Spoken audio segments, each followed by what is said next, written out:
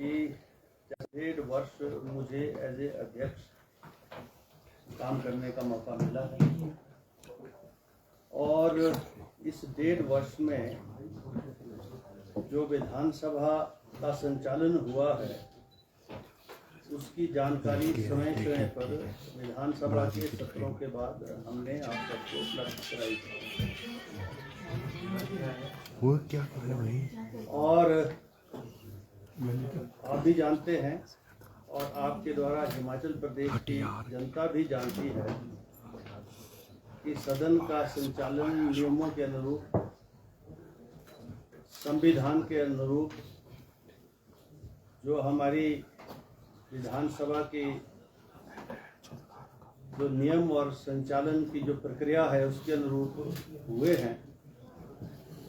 और ये जो विधानसभा है 14वीं विधानसभा, इसकी प्रोडक्टिविटी 132% रही है। जो भी सत्र हुए हैं उन सत्रों में जो भी अलॉटेड टाइम था उससे ज़्यादा काम विधानसभा ने किया है। सभी सामान्य सदस्यों को, चाहे वो पक्ष के हों चाहे प्रतिपक्ष के हों और चाहे वो आज़ाद विधायक थे, सभी को मौका दिया गया, सभी का व्यू पॉइंट सुना गया और अगर किसी को अधिक समय चाहिए था वो भी अलॉट किया गया।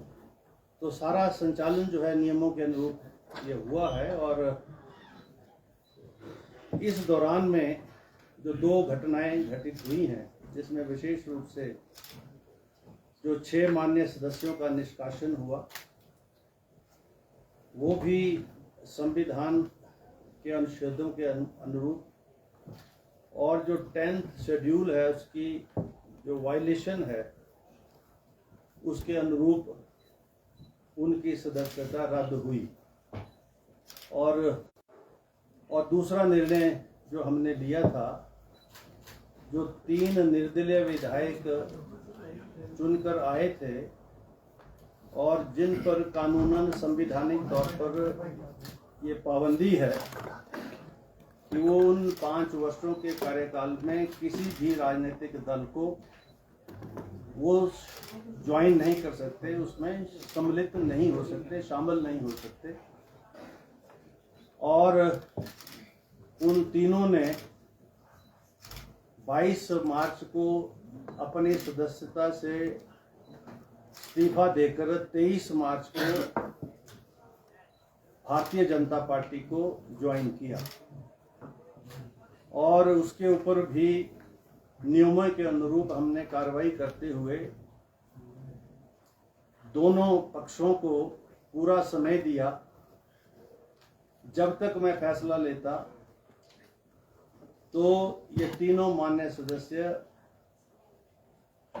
माननीय उच्च न्यायालय में गए इस विषय को लेकर कि स्पीकर को ये डायरेक्शन कानूनन दी जाए कि वो हमारे इस्तीफे जो हैं उनको मंजूर करें। मैंने भी 10-15 दिन 20 दिन इंतज़ार किया और जब फैसला आया तो उस फैसले में माननीय जो चीफ जस्टिस थे उन्होंने कहा कि स्पीकर के संवैधानिक अधिकार के अंदर अदालत किसी भी प्रकार से दखल नहीं दे सकती। क्योंकि 2 जज डिवीजन बेंच था तो एक ने कहा कि हम उनके संवैधानिक अधिकार में दखल तो नहीं दे सकते लेकिन समय अवधि निश्चित कर सकते हैं। तो ये डाइसेंटिंग व्यू पॉइंट था, इसलिए तीसरे जज को ये मैटर रेफर हुआ, जिनका निर्णय भी आया है। और उसके बाद कंक्लूडिंग जो निर्णय है वो चीफ जस्टिस महोदय का आया, जिसमें साफ तौर पर तीसरे जो माननीय जज है उन्होंने जो चीफ जस्टिस का जो व्यू पॉइंट था उसी के साथ जो है वो गए और उन्होंने भी इस बात को तसव्वुर किया। और फाइनली जो जजमेंट है उसका जो फाइनल पार्ट है उसमें यह कहा गया कि कोई भी संवैधानिक अदालत स्पीकर के संवैधानिक अधिकारों के अंदर किसी भी प्रकार का दखल नहीं दे सकती। ये उनके विवेक के ऊपर है कि जो उनके अधिकार क्षेत्र में जो निर्णय होने हैं वो उनका ही उसमें विवेक का इस्तेमाल होगा, उसमें किसी प्रकार की समय अवधि भी निश्चित नहीं की जा सकती। और ये विषय स्पष्ट हैं, दोनों राजनीतिक दलों के समक्ष हैं और विशेष रूप से भारतीय जनता पार्टी जो नेता प्रतिपक्ष के रूप में माननीय श्री जयराम जी जो सदन के जो है प्रतिपक्ष के नेता भी हैं, उनकी जानकारी में है। लेकिन अदालत के इन फैसलों के बावजूद और जो सुप्रीम कोर्ट इंडिया में जो उन्होंने मेरे फैसले को चुनौती देकर जो राहत लेने का प्रयास किया, जिसमें सुप्रीम कोर्ट जो है उनके साथ नहीं गई और आखिर में उनको वो मुकदमा सुप्रीम कोर्ट से वापस लेकर जो है सुप्रीम कोर्ट ने डिसमिस्ड एज ए विथड्रॉन उसका निर्णय दिया, जिसकी प्रतिलिपि हमारे पास है। यानी स्पीकर के जो अधिकार क्षेत्र है उसको दोनों माननीय उच्चतम न्यायालय ने भी और उच्च न्यायालय ने भी अपना जो है जो अपनी रूलिंग है, फैसला है, उसके माध्यम से ये तय कर दिया कि स्पीकर के अधिकार क्षेत्र के अंदर और जो निर्णय हमने लिए हैं उसमें किसी प्रकार के दखल की गुंजाइश नहीं है। फिर भी पब्लिक डोमेन में जाकर नेता प्रतिपक्ष या भारतीय जनता पार्टी के कुछ मान्य सदस्य उन फैसलों को राजनीतिक लाभ लेने की चेष्टा से पब्लिक डोमेन में चुनाव में डिस्कशन में ला रहे हैं। मैं यही कहना चाहूंगा कि मैंने अपने अधिकार क्षेत्र का प्रयोग करते हुए संविधान के अनुरूप जो मुझे निर्णय करना था वो मैंने किया और प्रेस के माध्यम से मैंने उस दिन भी कहा था, यद्यपि 10th शेड्यूल में कोर्ट्स का जुरिस्डिक्शन बार्ड होने के बावजूद ये व्यवस्था उच्चतम न्यायालय ने निश्चित की कि इन फैसलों की जो स्पीकर के पास 3 तरह का अधिकार क्षेत्र है। एक अधिकार क्षेत्र जब सदन लगता है तो सदन के अंदर जो कार्रवाई होती है वो भी नियमों के अनुरूप होती है, लेकिन उसमें कोई भी अदालत किसी भी प्रकार से दखल नहीं दे सकती। ये विशेषाधिकार सदन का है, स्पीकर का है। लेकिन जब वो सदन के बाहर सदन के अंदर की घटनाओं से ताल्लुक जब वो निर्णय लेते हैं तब उनका रोल कोसाई जुडिशियल होता है। तो उस जुडिशियल प्रोसेस में लिए गए निर्णयों को अदालत जो है समीक्षा में ला सकती है, समीक्षा हो सकती है। और समीक्षा होने के बाद जब उन्होंने मेरे निर्णयों को जो है सही कहा, किसी प्रकार से उन निर्णयों में अपना जो है किसी प्रकार से उसमें कोई ऐसी कोई बात नहीं कही, तो मैं ये समझता हूँ किसी भी मान्य सदन के सदस्यों को उन विषयों को पब्लिक डोमेन में उठाने का कोई अधिकार नहीं है और दूसरे शब्दों में उसको फिर से नियमों का उल्लंघन ही माना जाएगा।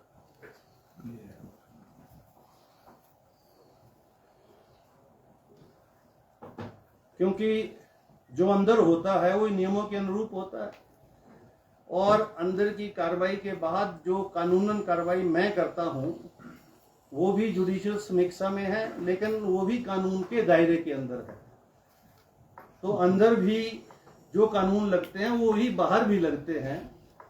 इसलिए किसी भी मान्य सदस्य को ये अधिकार नहीं है, जैसे कोर्ट ने कोई फैसला दे दिया और कोर्ट ने फैसले के बाद अगर दूसरी कोर्ट ने उसी फैसले को जो है अपनी सहमति प्रकट कर दी तो फैसला अप्रूव हो गया, उसमें किसी प्रकार का या अपील में अगर वो रद्द कर दिया और दूसरी कोर्ट ने अपना फैसला दे दिया तो दूसरी कोर्ट का फैसला चलेगा। और अगर वो फैसला अप्रूव हो गया तो कोई भी आदमी उस फैसले को लेकर पब्लिक डोमेन में जाकर कोर्ट का कोई क्रिटिसिज्म नहीं कर सकता। That amounts to a contempt of a court also. तो likewise we have a contempt of the house also.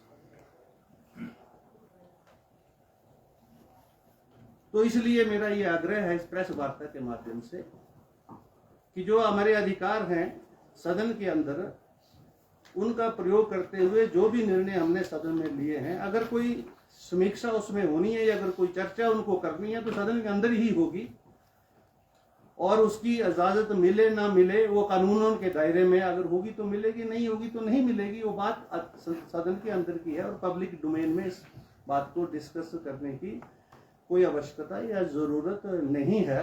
इसलिए मैं नेता प्रतिपक्ष से विशेष रूप से ये कहूंगा कि जिस प्रकार के शब्दों का वो प्रयोग कर रहे हैं, जिस प्रकार से आक्षेप वो अध्यक्ष की मर्यादा के खिलाफ कर रहे हैं, कृपया करके अपने शब्दों पर, अपनी सोच पर नियंत्रण करें, क्योंकि हिमाचल प्रदेश की जनता जानती है कौन क्या है और कौन क्या कर रहा है, कौन और किसने अपने अपने दायित्वों का निर्वहन किया है, किसने नहीं किया है। मैं इससे अधिक कहना नहीं चाहता, मात्र उनसे यही कहना चाहूँगा कि वो जो है जब कभी प्रेस के सामने हो तो अपने शब्दों पर जरूर अब सोच पर नियंत्रण करें, और कोई भी अन्य मान्य सदस्य भी मजबूरन फिर मुझे फिर से जो है कहीं जो है अपने नियमों को दोबारा से एनफोर्स करने के लिए कोई ऐसा कदम ना उठाना पड़े जो संवैधानिक होगा। ये हुड़दंग मचाने वालों के खिलाफ कब निर्णय आ जाएगा? ये जो आपने प्रश्न किया है, ये विषय अगेन विचाराधीन है अभी हमारे सचिवालय के पास। जो पिटीशन आई है उसका नोटिस गया है, नोटिस का जवाब आ चुका है। अब उचित समय पर जो है जब सदन का संचालन होगा तब उसके ऊपर जो है उसके ऊपर आगे कार्रवाई होगी। तो ये नोटिस से सभी लोगों को गए थे,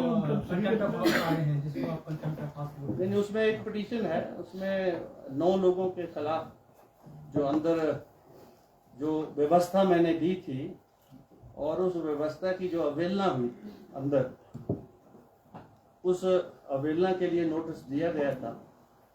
और अंदर जो नियमों को ताक पर रखकर सदन के आसन पर जाकर कागज फाड़ना, सदन में अवस्थित माहौल पैदा करना, ये इस प्रकार का जो आचरण था उसके लिए वो नोटिस गया था, उनका जवाब आया है और वो सारी कार्रवाई प्रेस के सामने हुई है, समक्ष हुई है और अंदर रिकॉर्ड पर भी है, टीवी में भी है, रिकॉर्ड पर भी है। तो जब कभी से नहीं कहना चाहूँगा, अभी जब उसके ऊपर वो कार्रवाई हम शुरू करेंगे तब इसकी जानकारी मैं आप प्रेस को जो है इसको। आपने एक शब्द इस्तेमाल किया कि मजबूरन मुझे कदम न उठाना, वो मजबूरी में कौन कौन से कदम हो सकते हैं? मजबूरन का मतलब ये है कि हम चाहते हैं कि हिमाचल प्रदेश का राजनीतिक जो स्वभाव है उसी के अनुरूप सारे राजनीतिक दल काम करें और सदन की मान मर्यादा को बरकरार रखें, अपनी अपनी जो उनकी मान मर्यादा है उसको भी बरकरार रखें। ऐसे अपशब्दों का ऐसा प्रयोग ना करें जिससे किसी के मान और प्रतिष्ठा को ठेस पहुंचे, और जब पहुंचती है तो फिर उन परिस्थितियों में नियम, कानून, संविधान सब जो है उसके तहत जो है कार्रवाई होती है। तो मजबूरन तो फिर ये मैं नहीं चाहता, लेकिन फिर मुझे मजबूरन उन नियमों को एनफोर्स करना पड़ेगा। सर, कल नेता प्रतिपक्ष ने कहा है कि आप सरकार की कठपुतली बने हुए हैं। अब ये ऐसे नेता बयान भी आपके आए हैं, उनका कहना था, ऐसे बयान आए थे जो आपकी पद की, आपकी गरिमा के बिल्कुल विपरीत है। आपका आचरण विपक्ष की नजर में सही नहीं रहा, ये उनका आरोप है। उनका नेता प्रतिपक्ष क्या बोलते हैं, क्या नहीं बोलते हैं, और मेरा आचरण क्या होना चाहिए या नहीं होना चाहिए, ये सर्टिफिकेट मुझे नेता प्रतिपक्ष से नहीं चाहिए। मेरा आचरण जो है वो हिमाचल प्रदेश की जनता देख रही है। मेरे निर्णयों के अनुरूप हिमाचल प्रदेश की जनता ने 6 में से 4 सीटों के ऊपर उस निर्णय को बहाल रखते हुए वहाँ जो माननीय सदस्यों जिन्होंने दल बदल कानून का उल्लंघन किया उनको सजा दे चुकी है। इसलिए मुझे जो है ये अपना आचरण जो है ये जयराम से समझने की जरूरत नहीं है। जयराम को जरूर हिमाचल प्रदेश की जनता के द्वारा और हिमाचल प्रदेश की विधानसभा में हुए निर्णयों का जो है संज्ञान लेना चाहिए और जो मान मर्यादा है हिमाचल प्रदेश की विधानसभा की उसको बरकरार रखना चाहिए, यही कहना चाहूँगा। Sir being a presiding officer, जो ये 3 MLO ने इन्होंने ज्वाइन दिया है, आपका व्यक्तिगत क्या मत है कि इसको देना चाहिए था या जनता के ऊपर? मैं अपना व्यक्तिगत मत यहाँ नहीं देने के लिए, उन्होंने रिजाइन दिया, कानूनन जो मुझे कार्रवाई करनी चाहिए थी वो मैंने की है। मैं उदाहरण दे रहा हूँ आपको। किरण चौधरी कांग्रेस की इलेक्टेड MLA हैं हरियाणा में, उन्होंने दल बदल किया, भारतीय जनता पार्टी ज्वाइन कर ली। अब उन्होंने ज्वाइन कर ली, अभी तक उनको डिस्क्वालीफाई करने का जो काम है वो स्पीकर वहाँ के जो है माननीय ज्ञानचंद गुप्ता जी वो करेंगे। अब वो प्रोसीडिंग्स वहाँ इनिशिएट हुई हैं, वो कंक्लूड होंगी प्रोसीडिंग्स। जब दोनों दलों को सुनना पड़ता है, सुनने के बाद कंक्लूजन होता है। आप हाई कोर्ट में कोई भी पिटीशन फाइल करते हैं, रिप्लाई जाता है, रीज्वाइंटर जाता है, काउंटर होता है, उसके बाद फिर कोई मिसलेनियस एप्लीकेशन लग जाती है। तो ये तो निर्णय हाई कोर्ट के अंदर घंटों बहस हो चुकी, उसके बावजूद निर्णय आने के बाद जयराम जी को अपने अंदर संतोष करना चाहिए, संयम रखना चाहिए, भाषा के ऊपर नियंत्रण करना चाहिए और उनको फ्रस्ट्रेशन नहीं होनी चाहिए।